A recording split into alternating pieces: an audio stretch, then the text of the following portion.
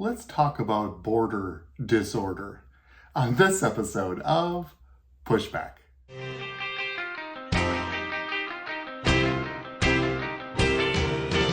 Go, go, go, Jonny, go, go, go, Jonny, go, go, go, Jonny, go, go.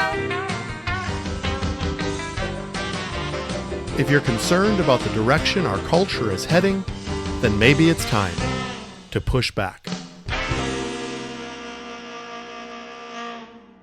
Hello, my dear listeners. This is Dr. Jonny, and this is another episode of Pushback. It's such a privilege to come to you each and every week and share my heart with you. And I've been performing a series, as you are well aware, regarding our children and generational thinking and cultural thinking.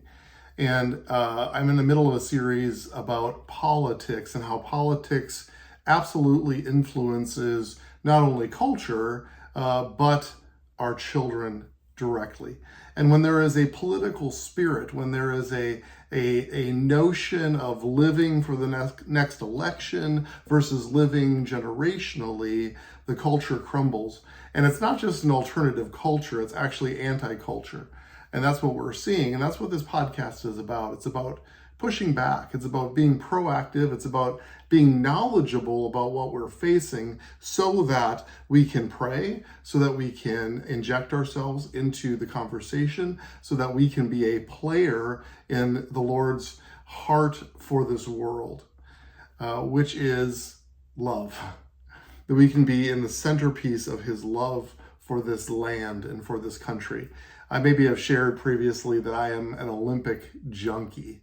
And so I've been recording almost every episode that I can. And when I have time, going to those and watching them.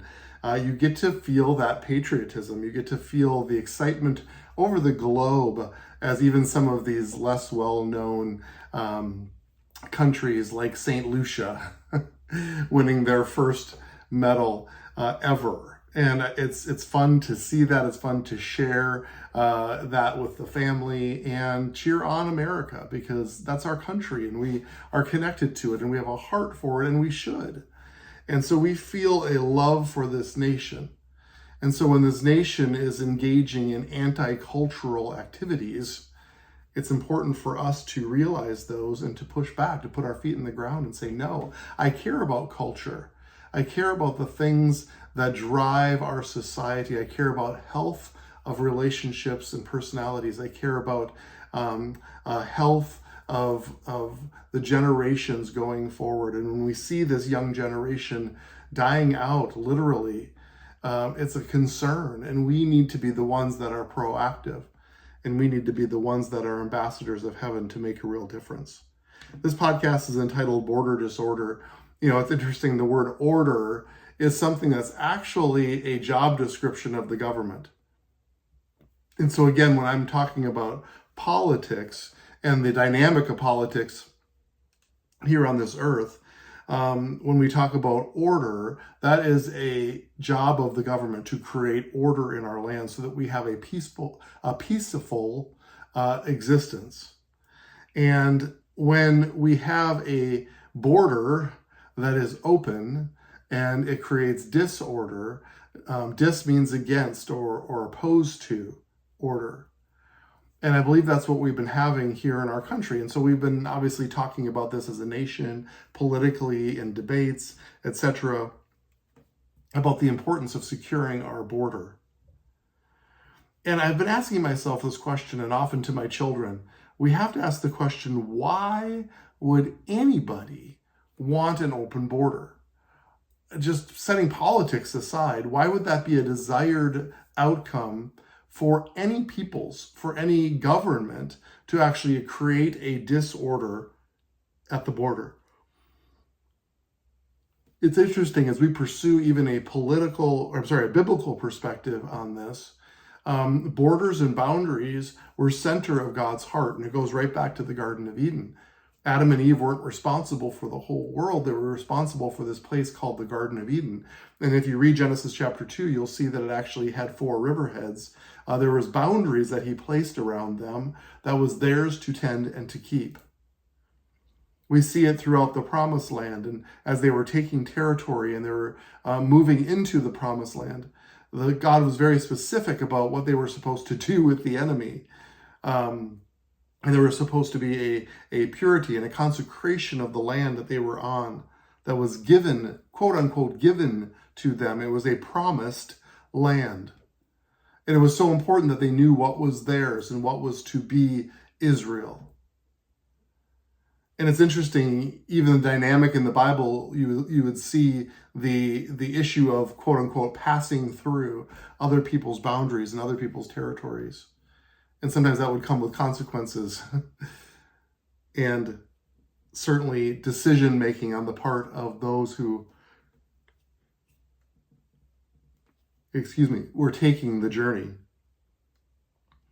Protecting our borders is critical of government functioning.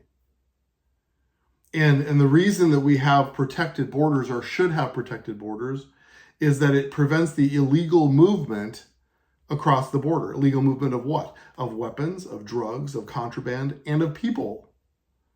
Its secured borders promote lawful trade and travel. It's essential to homeland security, economic prosperity, and what's called national sovereignty. I had to look this up. I was like, what is national sovereignty? That sounds like a big, important word, and it sounds like it's an important thing to protect. But what is it, and why is it important? The definition of national sovereignty refers to the right of a nation to govern its internal affairs without interference from foreign entities. Let me read that again. The right of a nation to govern its internal affairs without interference from foreign entities. So when we have an open border and foreign entities flood across the border, and with them often take drugs and contraband and weapons and all of the other things that go with that, we actually lose our national sovereignty. This is a critical piece to understand as we go and we discuss this. This is going to be kind of a partisan podcast. I usually don't go this partisan on it, but I believe it's important that we understand what's being contrasted here. I believe it's very, very important for us to understand this. And it's important that you as my listener understand I can't tell you who to vote for, and that's not the purpose of this podcast, nor in the purview of what I'm doing here.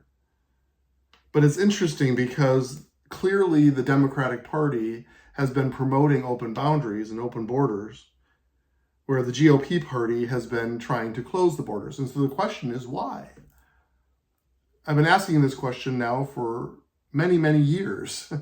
Why would anybody want that? Why would we lean towards disorder? And why would we surrender our national sovereignty?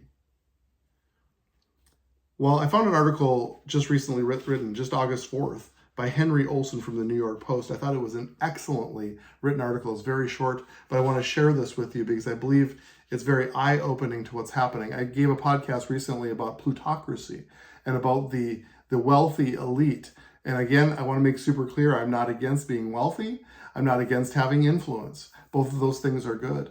But when we can buy influence, when we can remove the democratic process from what is happening in this world or in our nation, it's scary and it's dangerous. Henry Olsen goes on to write, Kamala Harris's slogan for her disastrous 2019 presidential bid was "For the People." Her rapid, ruthless installation as the Democrats' presidential nominee, and I might point out without any kind of vote, shows that slogan no longer captures what she or her party are about. Harris's Democrats are America's elite party, pure and simple. And like elites everywhere, they will fight without quarter to maintain the power and privilege they have spent a lifetime to acquire. As President Biden just learned, to his detriment. You can look back at my previous podcast to learn about that.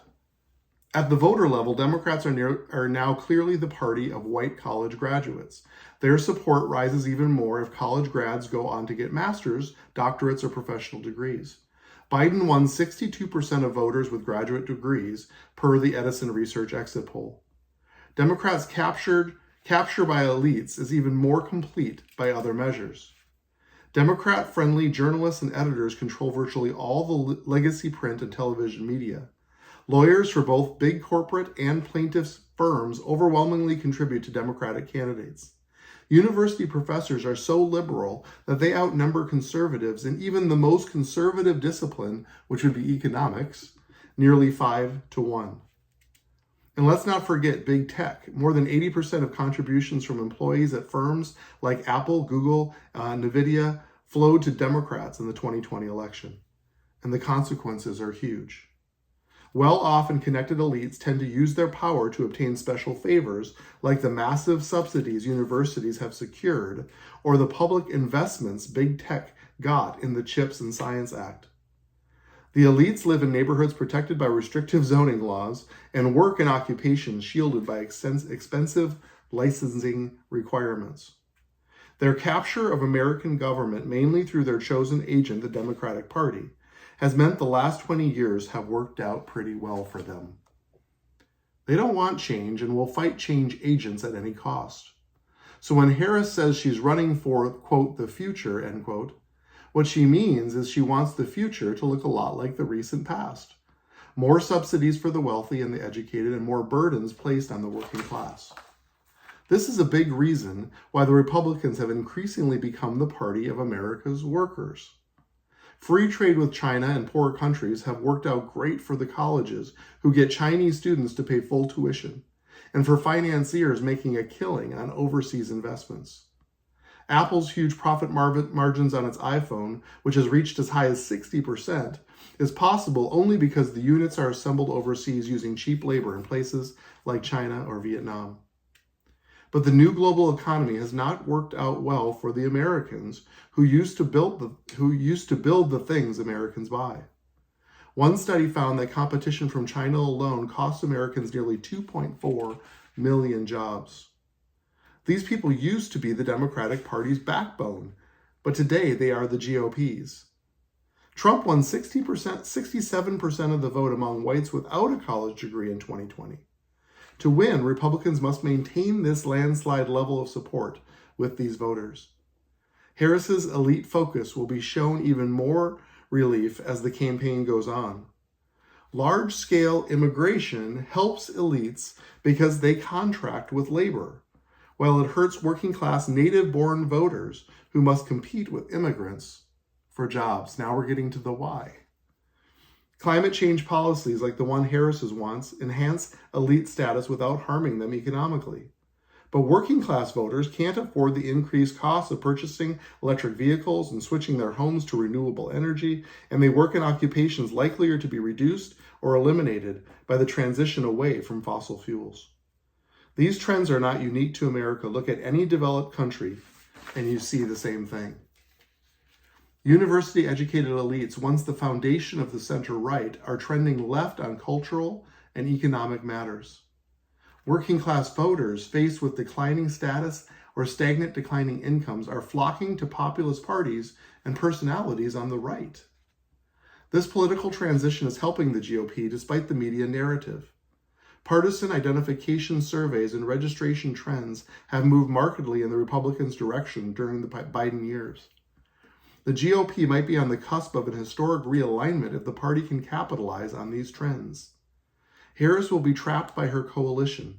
She can't pivot to working-class concerns like immigration and inflation because her elite backers won't let her.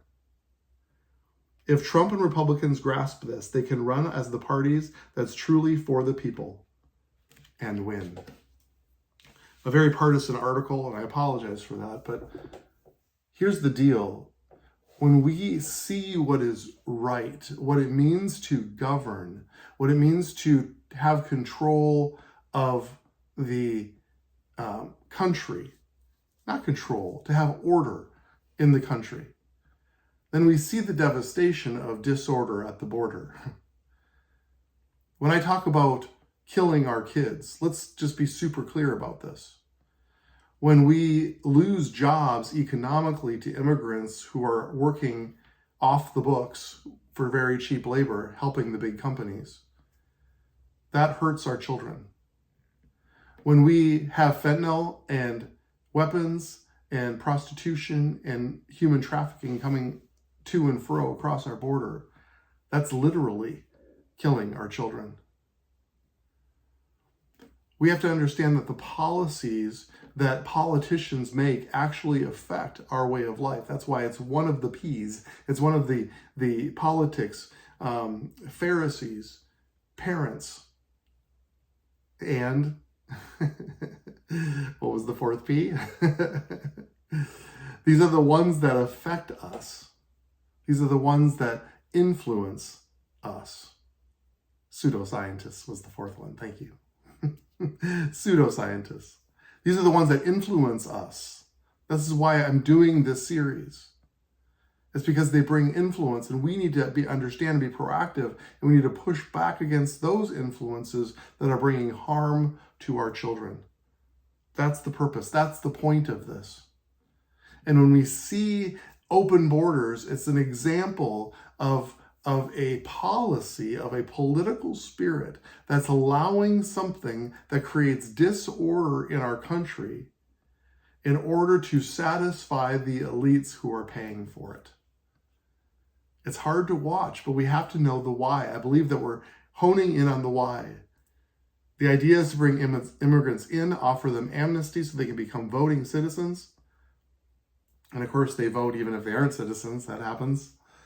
When those things happen, then they can maintain control and power.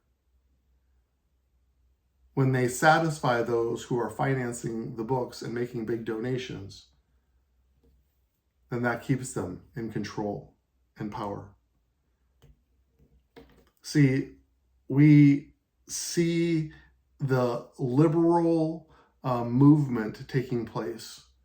And this week, as I mentioned, every week there's a big political news story.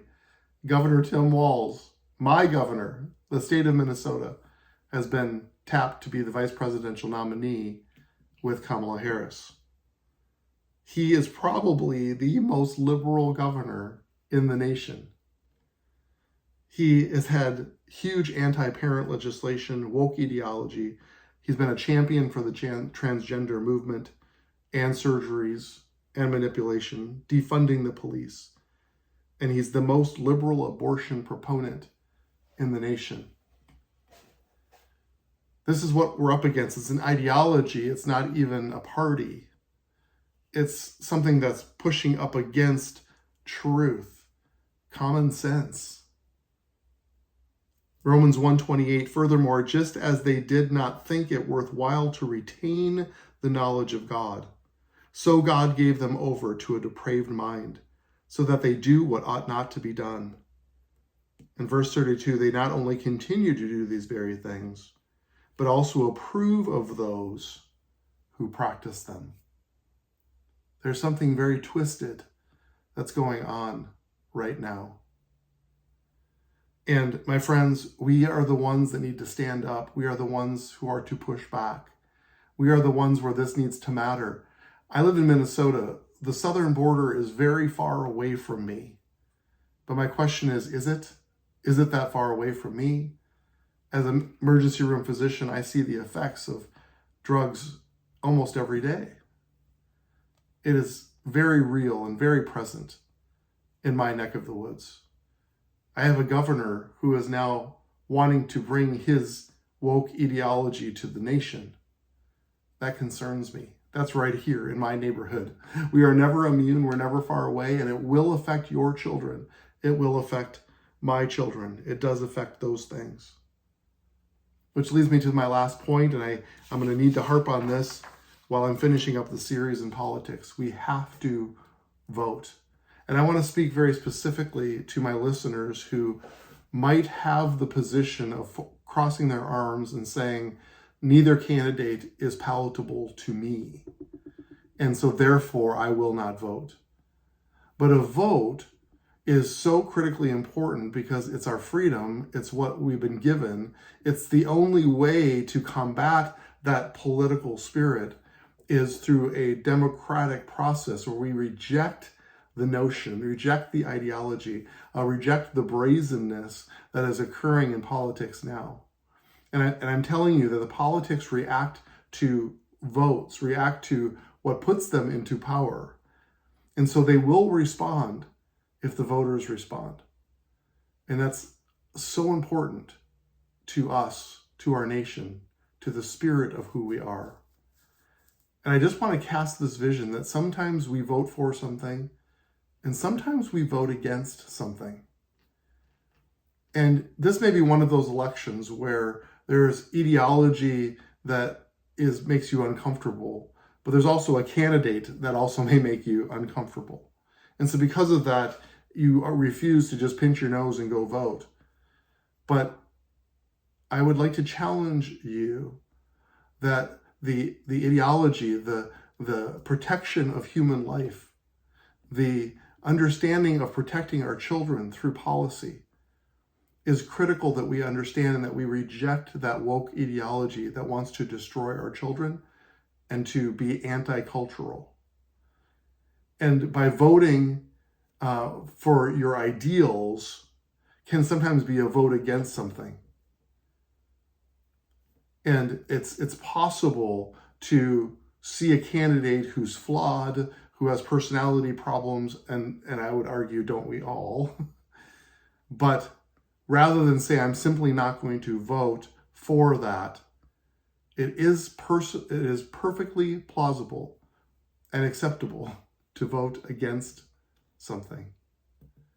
To stand up and say, no, this is where I draw the line. Parents should be empowered. Children should be protected. The unborn's life does matter. And these are the things that we can stand up for and say, that is worth voting against. And so I challenge you to vote.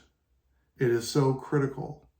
It is so essential to what we are doing here on this earth. It's something that's been given to us through the grace of God, because this country was built on God and his precepts. And we've been given a voice, and we absolutely need to use it. Thank you for listening again this week. I look forward to connecting to you next week. Who knows what's going to happen this week politically? We'll see what happens. Love you all very much. Now let's go together to set and shape the culture.